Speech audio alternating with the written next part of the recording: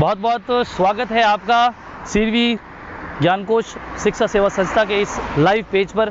इस वक्त हम लोग खड़े हैं श्री आईजी महिला महाविद्यालय के समीप, और जैसा कि आप सबसे हमने वादा किया है कि आज श्रीमान जी दलपत सिंह जी हांबड़ साहब का लाइव है।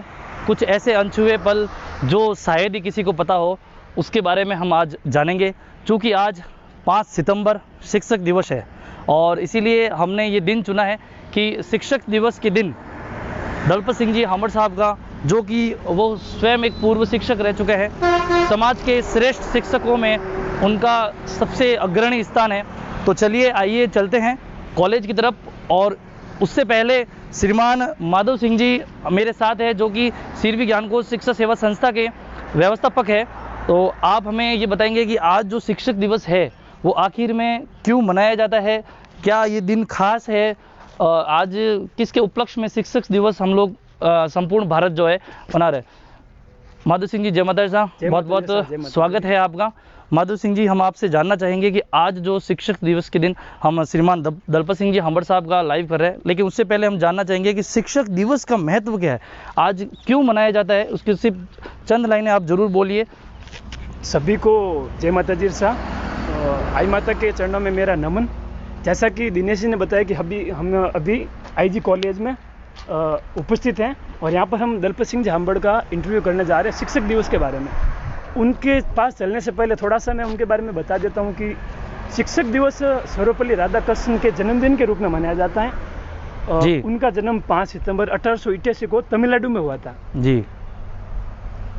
वो जब 12 साल के थे, उसी उम्र में उन्होंने बाइबिल और विवेकानंद द्वारा लिखित ग्रंथों की जो उनका पूर्ण अध्ययन कर लिया था, सिर्फ 12 वर्ष की उम्र में ही। और शुरू से उनमें वो शिक्षक का ख्वाब था कि मैं बड़ा होकर शिक्षक बनूं और जो विद्यार्थियों को अच्छी शिक्षा विद्यार्थियों को अच्छी शिक्षा ही दूं। समय के साथ साथ उन्होंने सफलताएं भी प्राप्त की। जी। और वो अमेरिका में अपनी जो बाकी का अध्ययन के लिए आगे गए और वहाँ पे सफलता प्राप्त करने के बाद वो ऑक्सफोर्ड यूनिवर्सिटी का नाम आप सभी ने सुना होगा। बिल्कुल बिल्कुल। विश्व की जो जानी मानी विश्व यूनिवर्सिटी है ऑक्सफोर्ड यूनिवर्सिटी, वहाँ पर वो कम से कम 12 साल तक प्रधानाध्यापक के पद पर रहे थे वहाँ पर। और वहाँ पे एक अच्छे शिक्षक के रूप में उन्होंने शिक्षाएं दी थी। कहा यह जाता है कि ये सिर्फ भारत के ही शिक्षक नहीं थे, ये एक प्रकार से विश्व के शिक्षक थे, क्योंकि उन्होंने ब्रिटेन में भी अपनी सेवाएं दी, अमेरिका में भी अपनी सेवाएं दी। भारत में जो एक जाना माना विश्वविद्यालय है जो काशी हिंदू विश्वविद्यालय, वो भारत का उस समय का बहुत ही यूँ जाना माना था और आज भी वहाँ पर काफ़ी नाम प्रचलन में है। वहाँ पर भी उन्होंने एक ऑफिसर के पद पर वहाँ पे अपनी सेवाएं दी थी। तो कहने का मतलब ये कि जो सर्वपल्ली राधाकृष्णन के जो जन्मदिन के रूप में भारत के जो उसमें तत्कालीन जो सरकार थी, उन्होंने इस दिन को शिक्षक दिवस के रूप में मनाने का निर्णय लिया। नमस्कार, थैंक यू। जैसा कि आप सभी को श्रीमान व्यवस्थापक जी ने बताया है कि आज शिक्षक दिवस डॉक्टर सर्वपल्ली राधाकृष्णन के जन्मदिन के उपलक्ष्य में बनाया जाता है, और इसी दिन को हम लेकर आज दलपत सिंह जी आपके सामने कुछ ही देर बाद मौजूद होंगे, जिनका लाइव संवाद श्रीमान जगदीश जी हांबड़ साहब करेंगे। और चलिए हम आपको ले चलते हैं इस भव्य इमारत के अंदर, जहां लाइव की शुरुआत होने वाली है। हम चाहेंगे कि हमारे कैमरामैन श्रीमान मनीष जी पूरी बिल्डिंग को शानदार तरीके से बताएं। और जैसे कि राधाकृष्णन के बारे में और भी कहा जाता है कि जो भारत में सर्वप्रथम भारत रत्न की जो शुरुआत हुई थी, तो 1954 में अपने राधाकृष्णन जी को ही सर्वप्रथम भारत रत्न मिला था। ठीक है। और उस समय ये भारत के तत्कालीन उपराष्ट्रपति थे। कहने का मतलब यह है कि जो भारत के प्रथम उपराष्ट्रपति का अगर नाम आता है तो राधाकृष्णन का नाम आता है। और इन उपराष्ट्रपति के साथ साथ ये भारत के द्वितीय राष्ट्रपति भी रहे और प्रथम राष्ट्रपति, एक शिक्षक राष्ट्रपति के रूप में इन्होंने उपराष्ट्रपति भी शायद रहे। हाँ, प्रथम उपराष्ट्रपति और द्वितीय उपराष्ट्रपति के रूप में इन्होंने अपना पदभार ग्रहण किया था और अपने देश के लिए सेवाएं दी थी। बहुत बहुत धन्यवाद माधव जी। जैसा कि हम लोग बिल्डिंग के अंदर बस पहुंच गए हैं, इस बिल्डिंग को आप देखिए, बहुत ही शानदार भव्य बिल्डिंग। और इसके निर्माण में श्रीमान दलपत सिंह जी हांबड़ साहब का बहुत ही विशेष योगदान रहा है। उस योगदान को आज हम संक्षेप और पूरा विस्तारित रूप से जानेंगे। और हम लोग पहुंच रहे हैं ऑफिस रूम में, जहां दलपत सिंह जी हांबड़ साहब विराजमान हैं, उनके साथ जगदीश जी हांबड़ साहब है। आप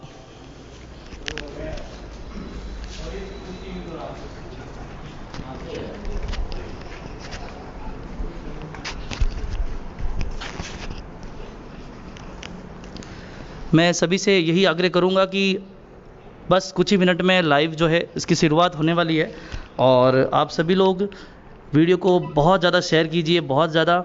मैं आप लोगों के कमेंट्स बिल्कुल पढ़ पा रहा हूं, और यदि आपका कोई भी सवाल है तो जब ज़रूर कमेंट कीजिए।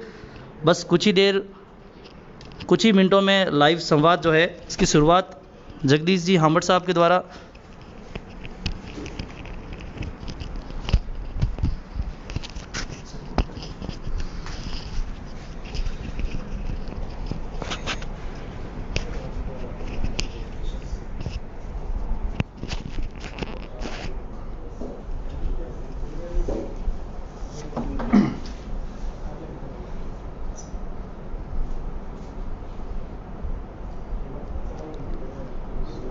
शेरवी ज्ञान कोश द्वारा आयोजित इस लाइव टेलीकास्ट में आप सभी का हार्दिक स्वागत, अभिनंदन। आज शिक्षक दिवस है। इस अवसर पर शेरवी समाज के रत्न माननीय दलपत सिंह जी हांबड़, जो वरिष्ठ अध्यापक से व्याख्याता पद से रिटायर्ड हुए और शेरवी समाज के विभिन्न संस्थाओं में जिन्होंने अपने जीवन पर्यंत सेवाएं दी, आज तक इस जीवन के 80 साल की उम्र में भी आप सेवाएं दे रहे हैं, ऐसी शख्सियत को आपके सामने आज हम लाइव टेलीकास्ट के माध्यम से उनका इंटरव्यू ले रहे हैं।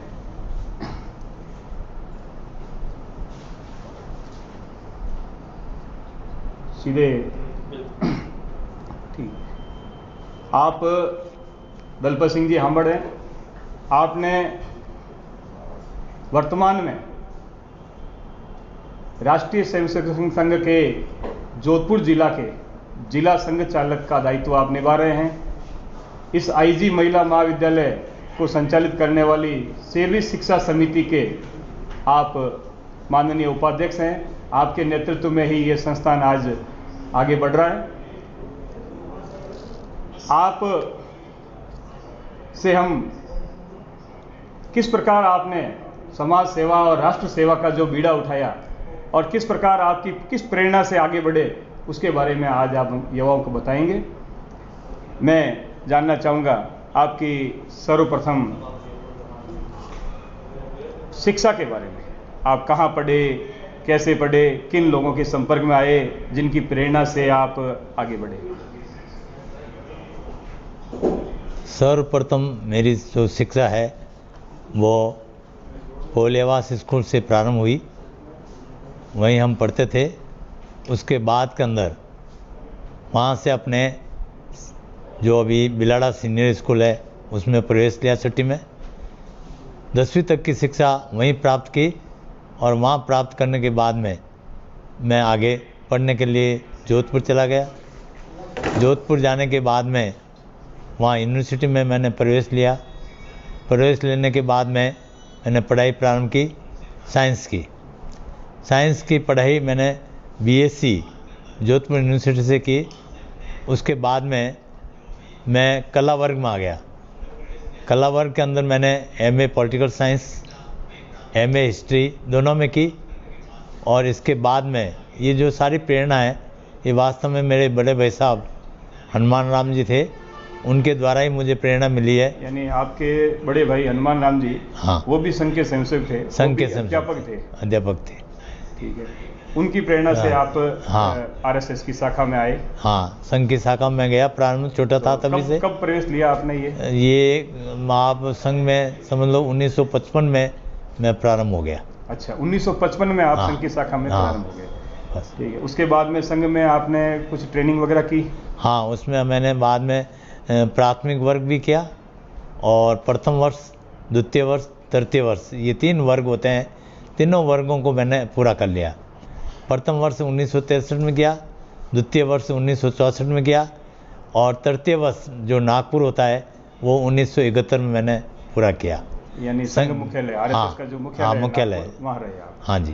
तो उसके बाद आप, ऐसा जानकारी में आया कि आप 1972 से लगातार संघ शिक्षा वर्गों में शिक्षक का करीबन, उसके बाद में संघ शिक्षा वर्गों में 25 वर्ष तक मैंने शिक्षक के रूप में कार्य किया है। तो संघ शिक्षा वर्ग में आप क्या शिक्षा देते थे, क्या है? वहाँ शारीरिक शिक्षा, अच्छा, अपनी शारीरिक शिक्षा। वो और मेरा शारीरिक विषय शिक्षा था। में भी शारीरिक शिक्षा में भी दंड का है। दंड का, यानी सबसे हाँ। मजबूत जो कार्यक्रम बस है वो आप दंड युद्ध सिखाते थे। का मैं सिखाता था। ठीक है। तो उसके बाद में यानी संघ से आपने ये सेवा का एक हाँ, प्रेरणा सब ली। प्रेरणा ली। संघ के द्वारा ही मुझे प्रेरणा मिली है सेवा करनी चाहिए। तो उसके बाद में आपने अपने जीवन यापन के लिए नौकरी की। नौकरी तो की किसमें की सबसे पहले? सबसे पहले मैंने अपने पढ़ता था तो उस समय भी आदर्श विद्या मंदिर जोधपुर अच्छा। में मैं शिक्षक के रूप में काम किया है। करीबन 7 वर्षों तक वहाँ कार्य किया। आदर्श विद्या मंदिर, हाँ। जोधपुर में। वहाँ कार्य करते करते ही मेरी गवर्नमेंट में नौकरी लग गई। अच्छा। तो 1900 आपने आदर्श विद्या मंदिर में थे उस समय तो आपातकाल चल रहा था। हाँ, आपातकाल के अंदर भी आपातकाल लगा। हाँ, हाँ। और मुझे भी जो है जेल में जाना पड़ा। अच्छा, क्यों ये हाँ। जेल में आप? जेल में इसलिए गए कि वो उस समय ये था कि भाई अपने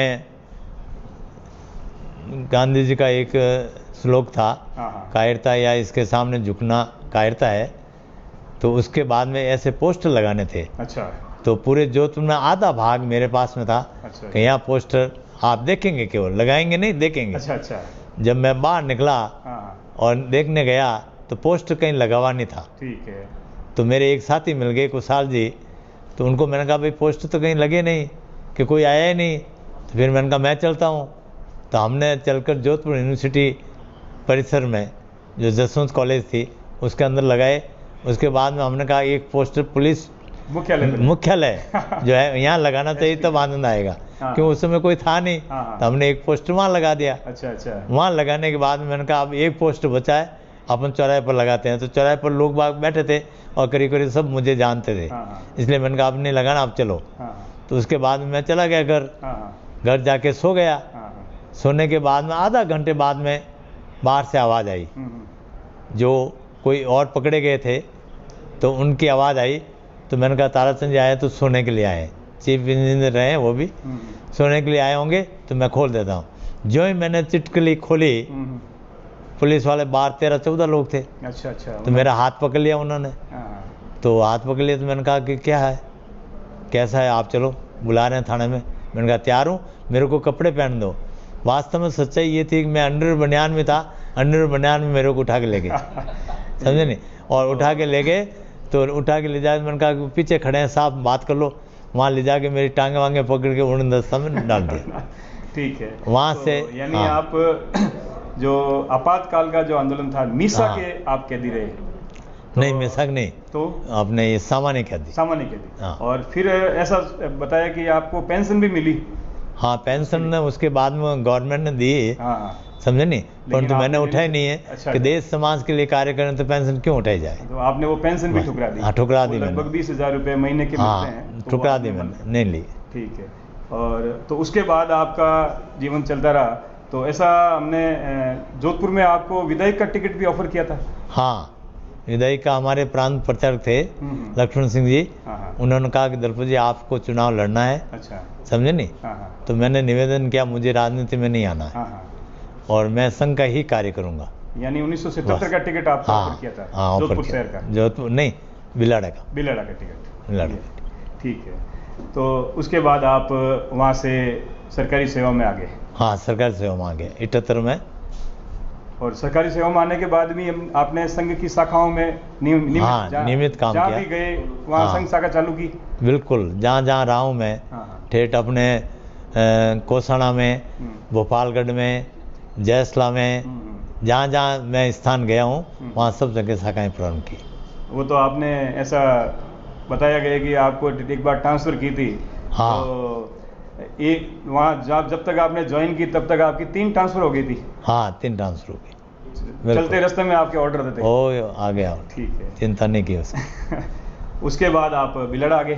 बिलड़ आ गए। बिलड़ आने के बाद में आपने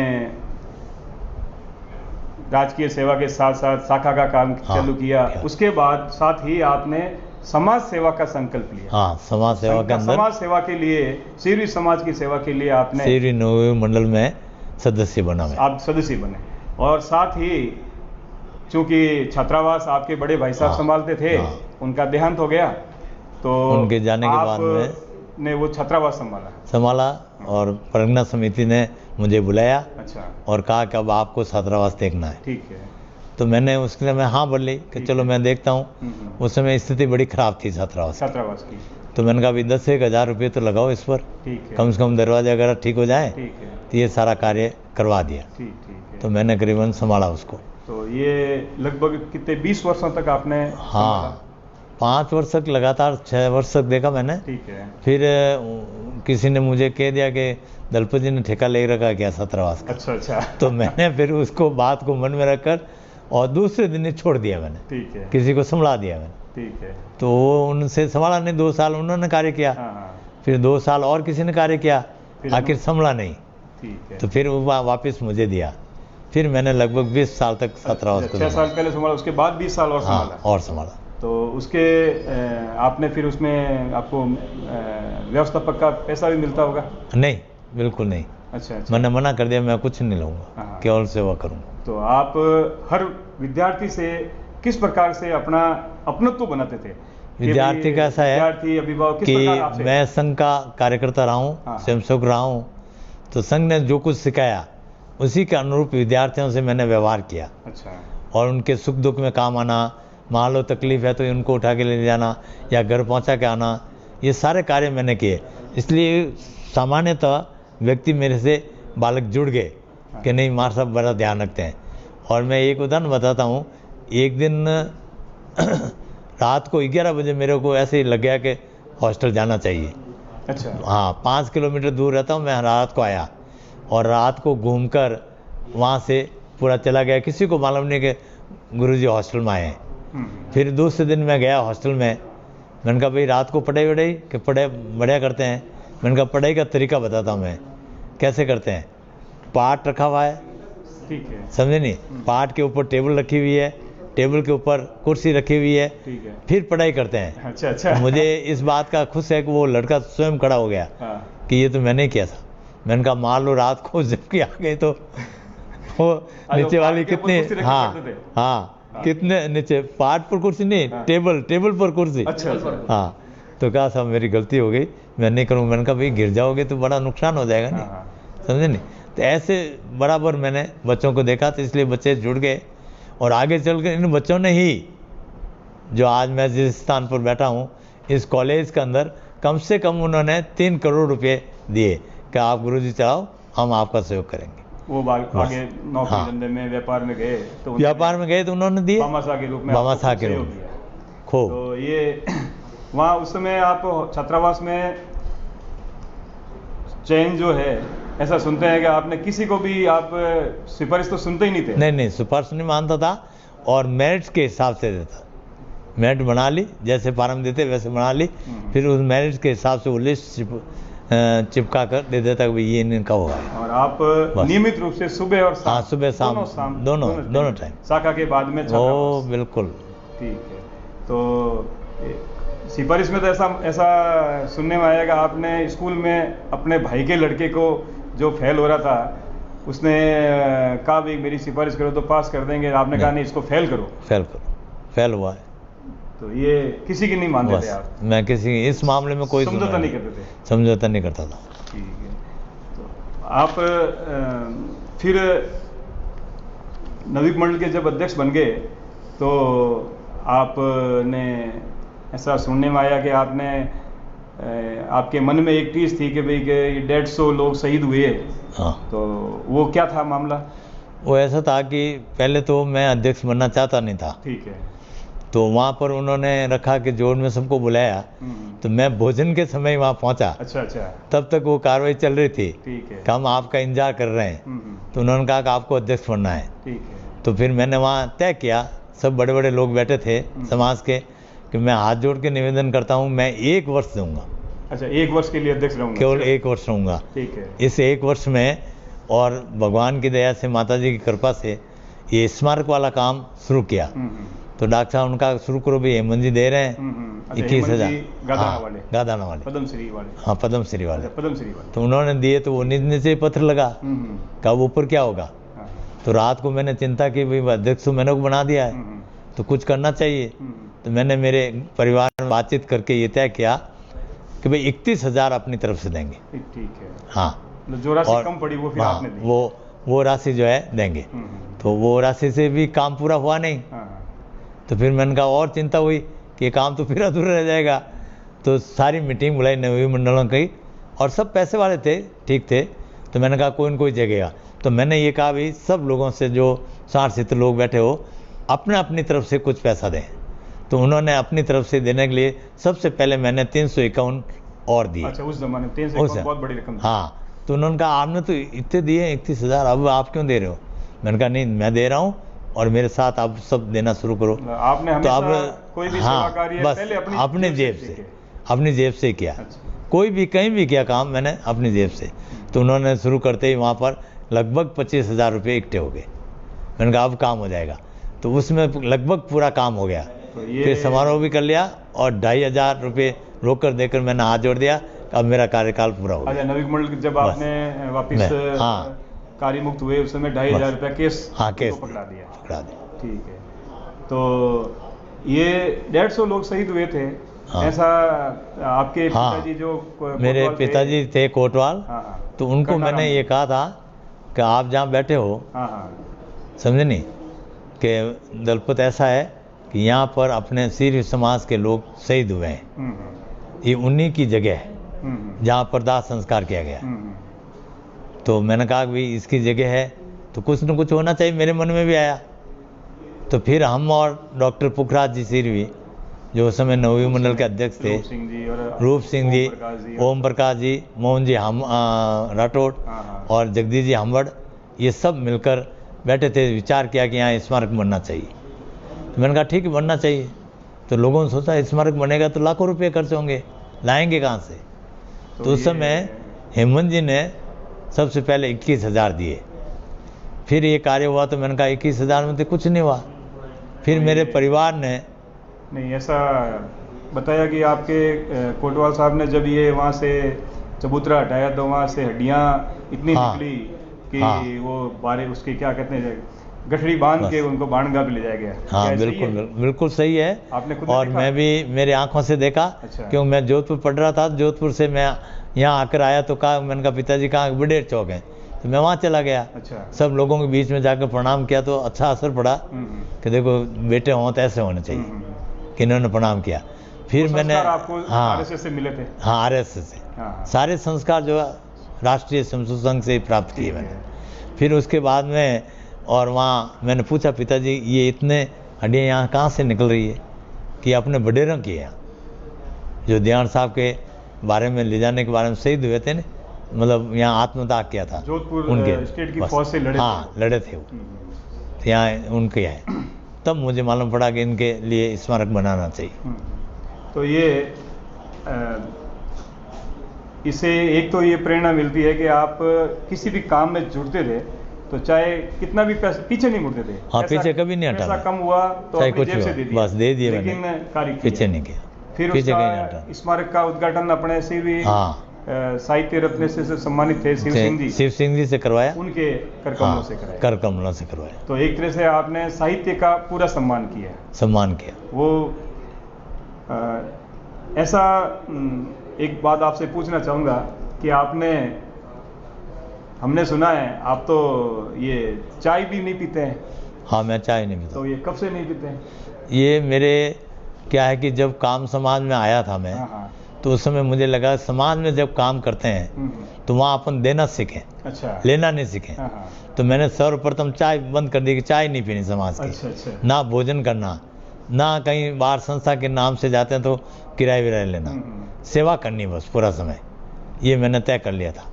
नहीं ये तो आपके उसमें है कि जब भी आप स्कूल में, छात्रावास में, कहीं भी कार्यक्रम होता है तो आप जब तक आपसे जेब से पैसे नहीं लें तब तक आप भोजन नहीं करते हैं। नहीं करता हूँ पैसा ले और उसके बाद छात्रावास से मैंने प्रारंभ किया पहला काम। तो वहाँ पर लड़के नाराज हुए कि भाई आप भोजन करो। मैंने कहा मैं तो भोजन करता नहीं कहीं भी, तो बहुत नाराज हो गए। तो फिर मैंने ये तय किया कि भाई आपके कितना शुल्क लगता है भोजन का? अच्छा। कि साहब लगभग 25,000 रुपये खर्च होते हैं एक डाइट के। तो मैंने कहा मेरे 50 रुपये जमा करो, मैं भोजन कर लूँगा अंत में। हाँ हाँ, कि सबसे हम कर लेंगे, हाँ लास्ट में। ठीक है। और वही किया, ये ससाराम जी हमारे सामने बैठे हैं। हाँ हाँ। समझे? तो हाँ। उसके बाद में आपने जब ये सीरवी शिक्षा समिति के आप सदस्य बन गए, हाँ तो स्कूल को वहाँ पहले दीवान साहब के महल में चलती थी, वहाँ से बंद कर दिया गया। तो जब अलग से स्कूल बनाने की बात आई तो फिर आपकी एक टीम थी जिसने ये सब बीड़ा हाथ में लिया और आपने कहा नहीं, स्कूल किसी भी हालत में बंद नहीं होने देंगे। बिल्कुल। ठीक है, आपने यहाँ तक कहा था कि भाई मैं सरकारी सेवा छोड़ के मैं इसमें रहूँगा, लेकिन हाँ। मैं स्कूल बंद नहीं होने दूंगा। ये तय किया। कौन कौन सी टीम थी तो आपकी? हमारी टीम के अंदर और पुखराज जी डॉक्टर साहब और जगदीश जी हमड़, मोहन जी राठौड़ और हनुमान जी जंजाउत, ये सारी टीम थी। और टीम ने चित्राराम जी और भी थे, अब सारे नाम तो ध्यान नहीं इतना, पर सब लोगों ने मिलकर और ये तय किया कि अपने, मैंने ये कहा कि स्कूल बंद नहीं करनी, नहीं तो अपने समाज की बड़ी विचित्र स्थिति बन जाएगी कि सिर भी ये स्कूल चला रहे थे, देखो चलिए हो तो सब ने हाँ बोली किया और सब ने कहा पैसा इकट्ठा करना है। तो हमारे जगदीश जी, मोहन जी राठौड़ और ये अपने हनुमान जी, सब ने, जयराम जी लालावत, सब ने तय किया कि अपन पैसा इकट्ठा करें। तो 1100 रुपये से स्टार्ट किया। तो मुश्किल से वो हमने स्कूल प्रारंभ करके उसको अच्छी तरह से टेंटों में चलाइए। फिर ये जब फिर आप कार्यकारिणी में आ गए, हाँ, फिर चिन्नू में आप आई साहब अध्यक्ष बन गए इस संस्थान के, मोती सिंह जी थे पहले, और अध्यक्ष बन गए। तो फिर आप कार्यकारिणी सदस्य के रूप में इस संस्थान में आए। हाँ, जबकि काम तो आपने उसके पहले 5 साल तक इस संस्था हाँ, के साथ मैंने जुड़ के संस्था किया। का काम किया है। उसके बाद में मैंने शायद कहा आप भी कि संस्थापक सदस्य में रहे हाँ, स्टार्टिंग में, उससे 1100 स्टार्टिंग में रुपये मेरा 1100 रुपये देकर। फिर- तो फिर मैंने कहा कि भाई ये अगर चलानी है संस्था लंबी तो इसका अध्यक्ष अच्छा चाहिए। तो अध्यक्ष के लिए हमने पुखराज जी से निवेदन किया हाँ हाँ।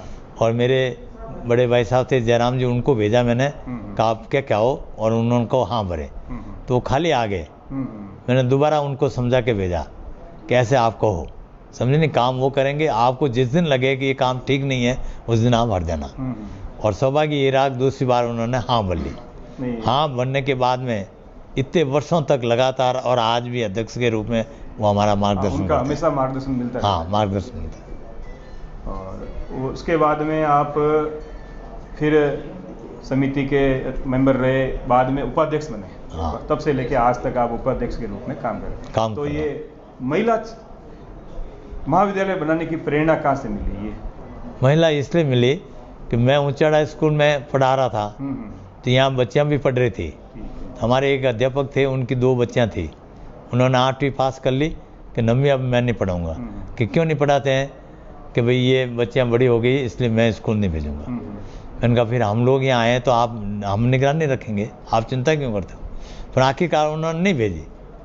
और आज आपको बताना भी चाहूँगा कि मैं जब वहाँ हैदराबाद गया तो वो बच्चियाँ मिल गई कि साहब आपने हमको पीछे रख दिया। मैंने कहा मैंने तो खूब आग्रह किया आपके पिताजी से, नहीं भेजी। तो उस दिन से मेरे मन में ये संकल्प किया कि अब अपन को कार्य करना बच्चों के लिए करना है, तो बच्चों को पढ़ाने के लिए।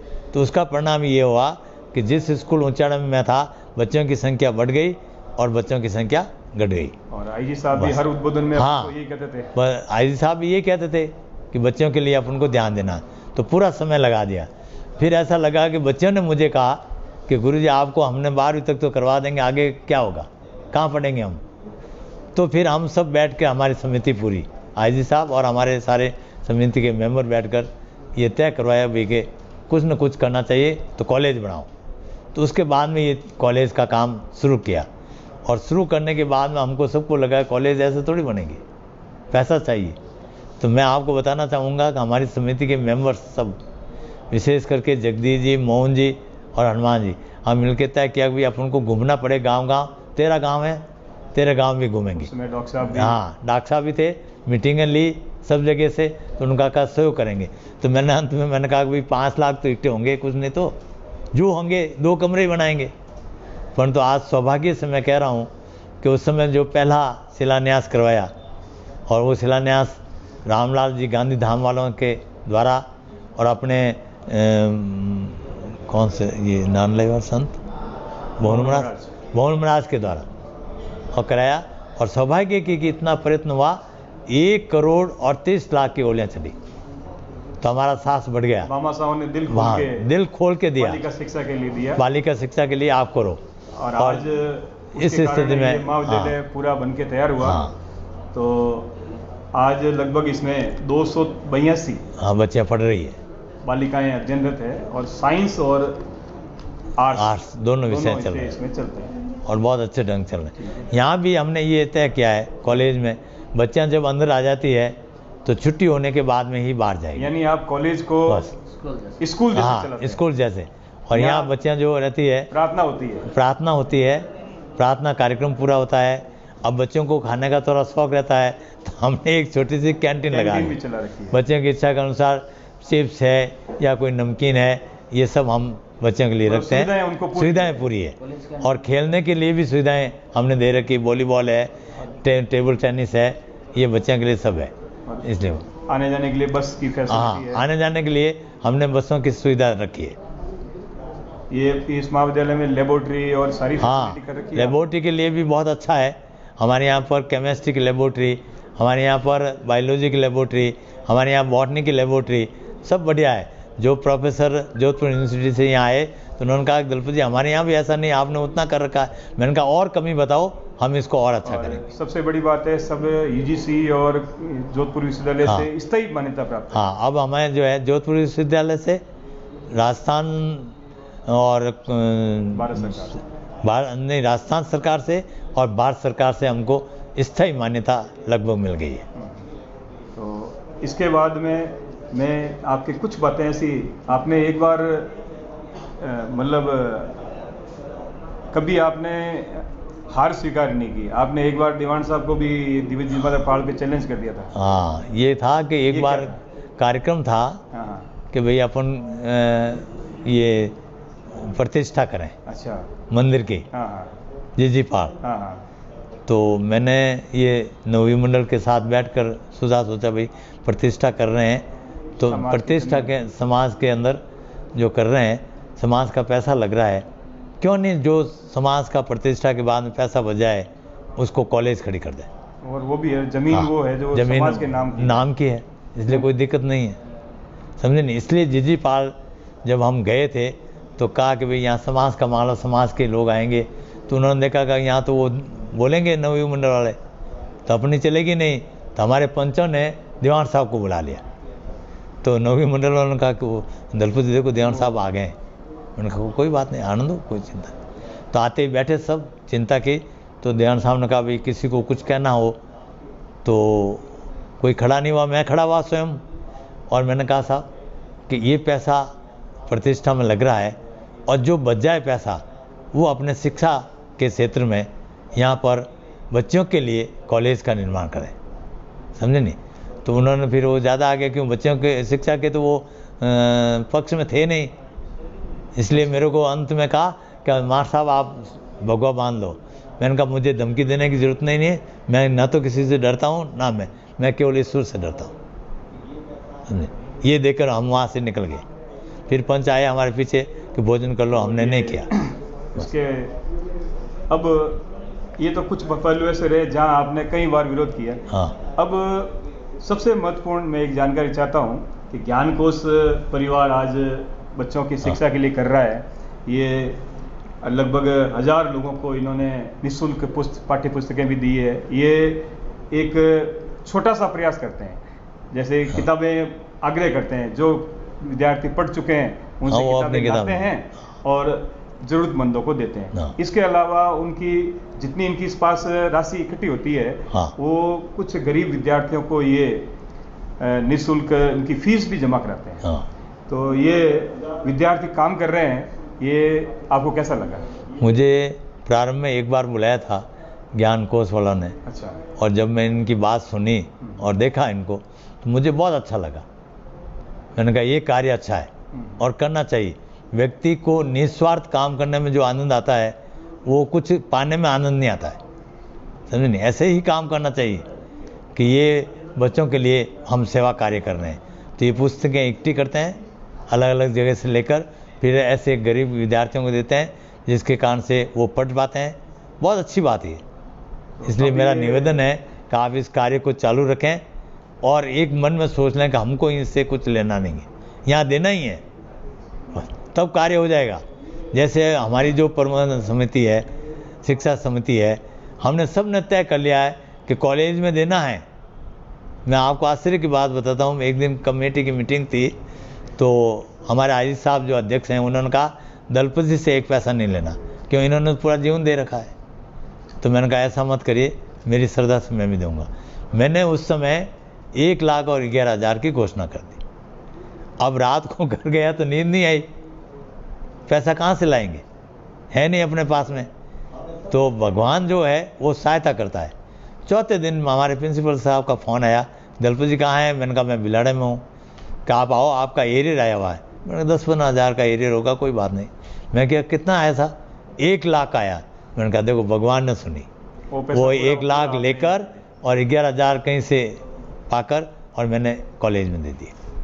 तो पूरा जीवन लगभग मैंने सेवा में लगाया है। वो तो आपने, आपका जो विदाई समारोह हुआ था, रिटायरमेंट का कार्यक्रम, वो तो बड़ा ऐतिहासिक हुआ था। हाँ, वो तो वास्तव में और उसमें मेरे ख्याल से आपने रिटायरमेंट के जो पैसे मिले थे उसमें से विद्या भारती को, सेवा भारती को, सबको मैंने दिए हैं 1,11,21,000। उसके बाद में भी जब जब काम पड़ा है मैंने शिक्षा के क्षेत्र में पैसा देता रहा हूँ, कभी 5,000, कभी 11,000, जो कुछ भी जैसा मेरे को। सबसे बड़ा बात है आपने रिटायरमेंट के बाद में 3 वर्ष की सेवा, हाँ, पूर्णकालिक घर छोड़कर मैं राष्ट्रीय स्वयंसेवक संघ के संघ कार्यालय में दिया। तो उन्होंने कहा क्या, जोधपुर। तो मैं 3 साल वहाँ बिल्कुल निस्वार्थ। वहाँ भी क्या होता है, जो सेवा देते हैं नहीं उनको वो व्यवहार देते हैं। अच्छा, महीने का खाने पीने का खर्चा। हाँ, तो वो महीने का खर्चा भी मैंने कहा मैं नहीं लूँगा, क्योंकि आपको पेंशन मिलती थी। बस पेंशन मिल रही मुझे, कोई चिंता का विषय नहीं। यानी तो कहीं से भी आपने लेने का रखा ही नहीं? रखा ही नहीं है। उसके बावजूद भी फिर हम 75 में जेल चले गए। बाहर आने के बाद में राजस्थान सरकार बीजेपी की थी, तो उन्होंने कहा भाई कुछ पेंशन इनको देना चाहिए। तो लगभग 20,000 के आसपास तय की महीने की। तो मेरे पास आए, ऐसा आप भी फार्म भरो। तो मैंने कहा भाई मैं तो फार्म नहीं भरता। कि क्यों? मैंने कहा मैं देश समाज के लिए काम किया है, इसलिए वहाँ से एक पैसा लेना नहीं चाहता, मेरे परिवार में नहीं लाना चाहता। कि आप कहीं दान कर देना, आप कहीं कॉलेज में देना या स्कूलों में देना या हॉस्पिटल में देना। मैंने कहा मैं ऐसा नहीं करता हूँ, मेरी श्रद्धा होगी मैं दूंगा। तीन निष्ठा से मैंने कार्य किया। आपने राजकीय सेवा में रहते हुए आप शाखा में भी गए और कार सेवा में आप चले गए? हाँ, कार सेवा में चला गया। वो इसलिए गया राम जन्मभूमि के लिए, क्योंकि पहली वाली जो कार सेवा है उसमें मुझे भेजा नहीं। अच्छा, समझे नहीं? तो मैं मन के अंदर रात को नींद नहीं आई। मैं जब प्रमुख हूँ तो मुझे भेजना चाहिए। उन्होंने क्या किया कि आप और मोतीलाल जी दोनों यहाँ रहो, पीछे परिवारों को संभालना है। अच्छा, नहीं तो गड़बड़ हो जाएगी। तो परिवारों में किसी के मन में तो आया ही होगा क्या, तो बेटा गया नहीं, उन्होंने भेज दिया। अच्छा उसके बावजूद भी हम लोग यहाँ रुके। जब दूसरी कार सेवा हुई तब मैंने पहले ही तय कर लिया कि मैं हर हालत में जाऊँगा। तो मेरे नेतृत्व में 71 स्वयंसेवक बिलाड़ से यहाँ से गए थे। फिर आपको कहाँ बंद कर दिया, जेल में? नहीं, 71 गए यहाँ से। कार सेवा हुई, वहाँ कार सेवा में अपना जो मुख्य लक्ष्य था वो पूरा हो गया। अच्छा, ढांचा गिर गया, सब हो गया। ढांचा गिरा, उसमें गए थे आप? उस समय मैं गया था। अच्छा। तो वो वहाँ तो कहा कि भाई ये सरयू नदी की रेत उठाओ और डाल के चले जाओ, तुम्हारी कार सेवा मान जाएगी। तो फिर आपके खिलाफ तो कार्रवाई हुई थी? हाँ, कार्रवाई, हाँ, खिलाफ कार्रवाई हुई है, परंतु वो कोई ऐसा चलता रहा। और यहाँ उतरने के बाद में मैंने कहा भाई कि मैं आ गया सब, तो कहा कि अपन को कुछ कहना नहीं। पर पत्रकार थे हमारे यहाँ ऐसे, जिन्होंने मेरे आगे कहा कि कितने लोग थे और क्या थे, समझे नहीं? तो वो पुलिस को बता दिया। पुलिस तीसरे दिन या चौथे दिन मेरे घर आ गई। अच्छा, गाड़ी लेकर। अब घर आ गए तो मैंने कहा भाई कैसा है आप लोग? कहा आपको थानेदार साहब बुला रहे हैं। मैंने कहा क्यों बुला रहे हैं? कि काम है। तो मैंने कहा मैं कपड़े साथ लेके चलूँ तो अच्छा रहेगा। अच्छा। वहाँ रख दे अंदर तो मैं कहाँ जाऊँगा, क्योंकि आपका पुराना अनुभव था मुझे। तो मैं यहाँ से ठेले में कपड़े वपड़े लेके रवाना हो गया। वहाँ जाके कहा कि ऐसा है कि दलपत सिंह आप जो है कोई गवाह दिला दो।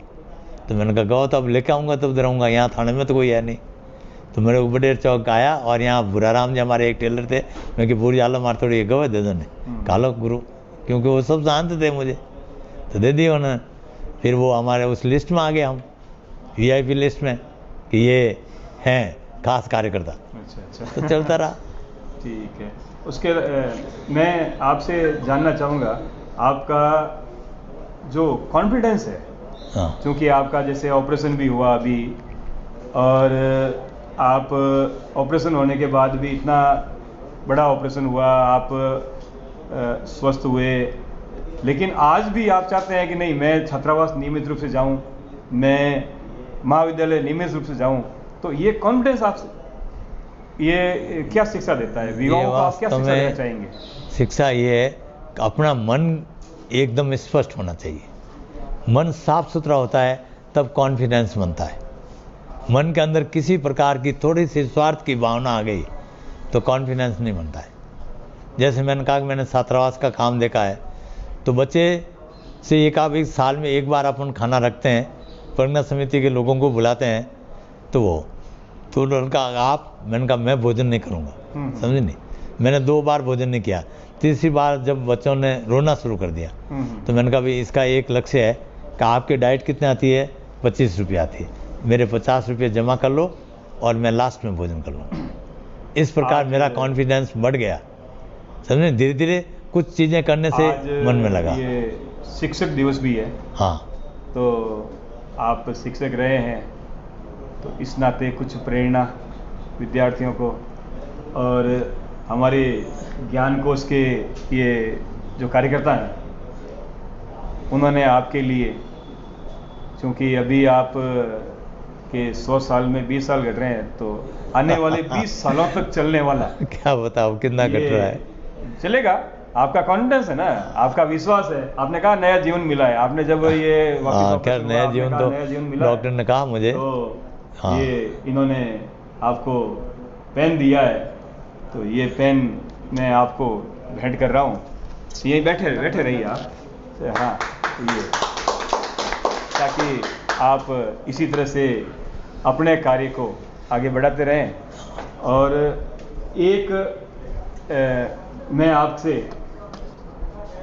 हाथ में, हाँ फोटो खींच लीजिए, क्योंकि आजकल सोशल मीडिया पे यही रहता है। हाँ, ठीक है। और दूसरा, एक आपने कई बार चर्चा की है, आपके मन में एक टीस रही है कि ये काम मैं पूरा नहीं कर पाया, जैसे वो बड़ेर चौक में मार्गदर्शन केंद्र का था, आपने कई बार उसका उल्लेख किया। क्या मामला है ये? ऐसा है कि सबकी इच्छा थी, हमारे नवी मंडल के माननीय सदस्यगण थे कि अपना एक मार्गदर्शन केंद्र होना चाहिए। तो मैंने आग्रह किया समाज से कि बड़ेर चौक का जो भवन है वो हमें दे दिया जाए, तो हम समाज के लिए कुछ कार्य करेंगे। आपको कार्य करते हुए नहीं लगे उस समय आप खाली करवा देना। ठीक है। तो साहब बोले कहा हाँ ठीक, बढ़िया साहब, तो हमको दो। तो हमने 5 साल तक प्रयत्न किया, उन्होंने भवन नहीं दिया। अच्छा, एक बात हाँ भी बस हाँ भी भरी थी, एक बार कहा दे देंगे, पता नहीं उन्होंने बाद में नहीं दिया। तो इससे युवाओं का नुकसान हुआ? नुकसान क्या, भयंकर नुकसान हुआ। अच्छा, नहीं तो आज युवा जो अपना आगे बढ़ते। ठीक है। और मैं ये कहना चाहूँगा मेरे मन की बात कि सीरी समाज में जो पढ़ रहे हैं युवक वो कमज़ोर नहीं है, वो हर दृष्टि से सब क्षेत्रों में गुणवत्तापूर्ण है, लेकिन मार्गदर्शन नहीं मिला। और इसलिए आज हम पीछे रह गए। हमने ये जोर दिया भाई कि हमको IAS बनना है, IPS बनना है, RAS बनना है, RPS बनना है। इसमें हमारे विद्यार्थी जाए, और गए भी हैं। हमने जो प्रेरणा दी है उसके बाद लोग गए भी हैं, और आज हमको दिखाई भी देते हैं कि 8-9 लोग इसमें आगे बढ़े हैं। निश्चित रूप से और बढ़ेंगे।